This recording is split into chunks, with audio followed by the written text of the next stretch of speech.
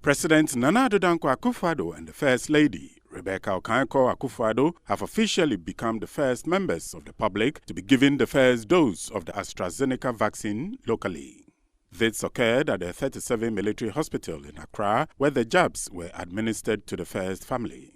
A few moments later, the Vice President, Alhaji Dr. Mahamudu Bawumia, and his wife, Samira Bawumia, also took their turns in receiving the much-anticipated jab. These landmark events mark the beginning of the deployment of the 600,000 doses of AstraZeneca vaccines to officially commence from Tuesday, March 2nd to Monday, March 15th, 2021 by the Ghana Health Service. The vaccines, made by the Serum Institute of India, arrived in Ghana on February 24, 2021. It will be recalled that last week, the country took delivery of 600,000 AstraZeneca vaccines from the World Health Organization coordinated COVAX facility. It will be deployed in 43 districts, which are the epicenters of the pandemic in Ghana. There are 25 in the Greater Accra metropolitan area and 2 in the Kaswa area, 16 in the Kumasi metropolitan area and Obuasi. President Akufo-Addo, prior to taking his jab, said it was important for him to set the example to initiate the vaccination process and stressed the need for all to endeavor to do same. President Akufo-Addo, in his address on Sunday night, said whilst Ghana was initially concentrating on 43 epicenter districts, preparations are being made for the vaccination of a total of 20 million Ghanaians through the deployment of 12,471 vaccinators, 37,413 volunteers, and 2,079 supervisors for the entire vaccination campaign. President Akufo-Addo further encouraged faith-based groups, civil society and the media, and all Ghanaians to support the public education campaign associated with the exercise, as all hands are needed on deck. President Nana Addo Dankwa Akufo-Addo has assured the Ghanaian public on safety and efficacy of vaccines from the COVAX facility as Ghana scales up its fight against COVID-19 with the assurance the AstraZeneca vaccines has been authorized for use by Ghana's FDA, which remains one of the most reputable regulatory agencies in the world. In this regard, the President outlined a roadmap for a national vaccination program with the target of immunizing 20 million Guineans against the dreaded coronavirus. These assurances were given on Sunday when the President updated the nation on the fight against COVID-19. Fellow Ghanaians, I know that there are still some who continue to express doubts about the vaccine. Others will express reservations about its efficacy, with some taking sides with conspiracy theories who believe the vaccine has been created to wipe out the African race. This is far from the truth. Our domestic regulatory agency, FDA, one of the most reputable in Africa and in the world, has certified the safe use of the vaccine. It will not do so if it had any reservations about the safety of the vaccine. And I've gone on record as saying that no vaccine will be deployed in the country for use without the express certification of the FDA. Taking the vaccine will not alter your DNA. It will not embed a tracking device in your body. Neither will it cause infertility in women or in men. As your president, I want to assure you that the vaccine is safe. That is why tomorrow, on Monday, 1st March, ahead of the commencement of the vaccination program on Tuesday, the 2nd of March, my wife, the First Lady, the Vice President, his wife, the Second Lady, and I will take the vaccine publicly at 2 health facilities in Accra. The President further expressed his confidence that the vaccination program will help protect the Guinean community against the impact of the pandemic, which will help in restoring livelihoods and re-energizing the economy. It's being done because the vaccine will help protect us against the impact of COVID-19 on our health. it is also a major catalyst to restoring livelihoods and the national economy to the robust level it belongs. I encourage faith-based groups, civil society, media, and all Ghanaians to support the public education campaign associated with the exercise. We need all hands on deck to make this a success. President Akufo-Addo also disclosed that a committee has been constituted to formulate a concrete plan of action towards vaccine development and manufacturing. I want to reiterate my determination that we should manufacture vaccines here in Ghana. To this end, a committee has been established under the chairmanship of the former Minister for Environment, Science, Technology and Innovation, the world-renowned scientist, Professor Kwabena Frimpong Boateng, which is formulating a concrete plan of action towards vaccine development and manufacturing. On the current situation on the COVID-19 cases, the president urged all to continue to ensure compliance. Fellow Ghanaians, the rollout of the vaccination campaign does not mean we should let our guard down. We must remember that the virus continues to jeopardize our lives and livelihoods. As of Friday, 26 February, the total number of active cases stood at 5,444. Our daily infection rate is 400, and 77,972 recoveries have been recorded. Since I last spoke to you, 191 more people have sadly passed away, bringing the number of cumulative deaths to 607, and 24 persons are critically ill.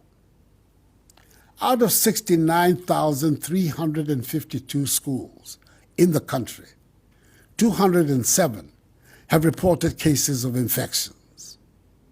The number of active cases in our schools is now 282.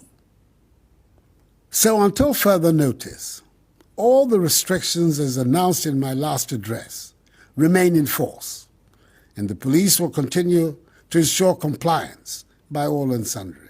I have said this before, and let me in conclusion stress again that it will not be under the presidency of Nana Addo Dankwa Akufo-Addo that same-sex marriage will be legal. That same-sex marriage will be legalized in Ghana. It will never happen in my time as president.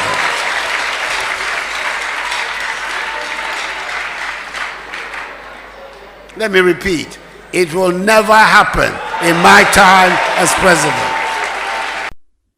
These were the words of President Nana Addo Dankwa Akufo-Addo over the weekend when he stated that the legalization of same-sex marriage will never happen in his time as president. President Akufo-Addo made this known on Saturday when he attended the installation and enthronement ceremony of Right Reverend Dr. Cyril Kobna Ben Smith as the second Archbishop of the Anglican Church of Ghana at Asante Mampong in the Ashanti region. This is not the first time the president has publicly made comments about the issue of same-sex marriage in Ghana. It will be recalled that on 9th August 2018, at the 2018 Synod of the Global Evangelical Church, he stated that his government has no plans to change the law on same-sex marriage. Let me assure that this government has no plans to change the law on same-sex marriage. We have no authority, and we will not seek any authority to do so. On Sunday, he stated in no uncertain terms his stance on the vexatious issue. I have said this before, and let me in conclusion stress again that it will not be under the presidency of Nana Addo Dankwa Akufo-Addo that same-sex marriage will be legal. That same-sex marriage will be legalized in Ghana. It will never happen in my time as president.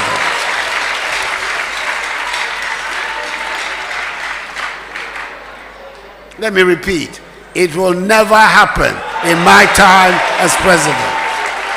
On the state church relations, the president said the Anglican Church has probably been continuously present on Ghanaian soil longer than any other, indicating that the church, from humble beginnings, has grown to become one of the largest congregations in the country. According to historical accounts, quote, has probably been continuously present on Ghanaian soil longer than any, unquote.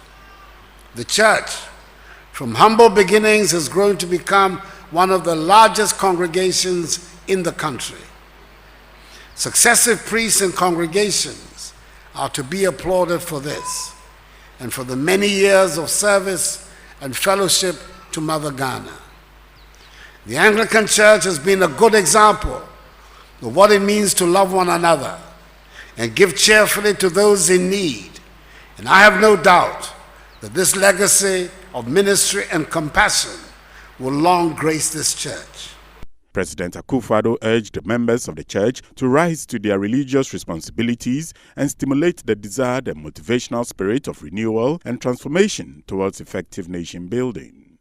With the COVID-19 vaccinations set to begin soon, the president observed that it is vital that all Ghanaians continue to adhere to the COVID-19 safety protocols. Talking about steering our nation onto the path of progress and prosperity, all of us know that we are currently in the midst of a global pandemic, COVID-19.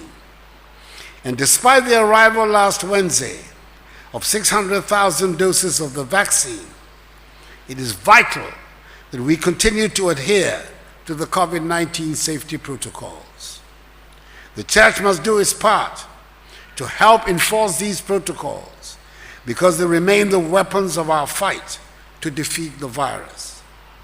As your president, I assure that I'll continue to provide the requisite leadership necessary in helping our country to emerge from this relatively unscathed. With the first strategic move of the new Archbishop being the establishment of a national provincial secretariat for the church in Accra, the president stressed that it could not have come at a better time as it will help strengthen Anglicanism in Ghana. I'm also aware of the first strategic move of the new Archbishop to establish a national provincial secretariat for the church in Accra, which I believe is very necessary for the church. I am, to this end, making a personal donation of 100,000 cedi towards its construction. The establishment of the internal province of Ghana could not have come at a better time, as it will help strengthen Anglicanism in Ghana. The province is expected to put up strategies and policies to unify members of the Anglican community in Ghana and ensure its growth. And you can count on my government's support in its sustenance. I believe it is for good reason that the President of the Republic at this critical period in the Church's history is a proud Anglican. The President used the occasion to congratulate the new Archbishop, the Right Reverend Dr. Cyril Kobna Ben Smith, on his assumption of office. Let me congratulate again the new Archbishop, the Most Reverend Dr. Cyril Kobna Ben Smith, on his assumption of office. And I look forward to the new measures and strategies that will project the image of the Anglican Communion in Ghana by affirming stronger and tighter collaboration with the state. Vice President Dr. Mamudu Bawumia on Sunday laid a ref on behalf of government and the people of Ghana to commemorate the 73rd anniversary of the February 28th Christian Bark Crossroads shooting at the Nationalism Park, Osu, Accra. The event is marked annually to remember the tragic shooting of 3 ex-servicemen, Sergeant Ajete, Corporal Latipo and Private Odata Lamte during a peaceful march to the Christian Bark Castle on February 28, 1948. They marched to present a petition to the British governor about the unpaid allowances after returning from the Second World War. Dignitaries who graced the event include Mr. Ambrose Derry, Minister-Designate for Interior, Mr. Dominic Nitiwol, Minister-Designate for Defence, and Acting Chief of Defence Staff Rear Admiral Seth Amuama. During the flag-raising ceremony, the last post was sounded in memory of the fallen soldiers, after which a minute's silence was observed as well as the observance of the Reveille. History has it that after the Second World War, soldiers of the Gold Coast Regiment of the Royal West African Frontier Forces, who fought alongside their allied forces, demanded payment of their gratuity from the British administration, but were refused. As a result, the veterans decided to march from Jamestown to the Osu Christiansborg Castle to present a petition to the British governor. However, the British superintendent, Mr. Imrie, ordered the shooting of the ex-servicemen to disperse them. When his orders were disobeyed, Mr. Imrie personally fired at the ex-servicemen, killing Sergeant Ajete, Corporal Latipo and Private Odate Lamte instantly. The news of their death spread rapidly like wildfire, leading to looting of shops owned by the British in Accra and other parts of the country. The incident galvanized momentum towards the independence struggle, which eventually led to the country's independence on 6th March 1957.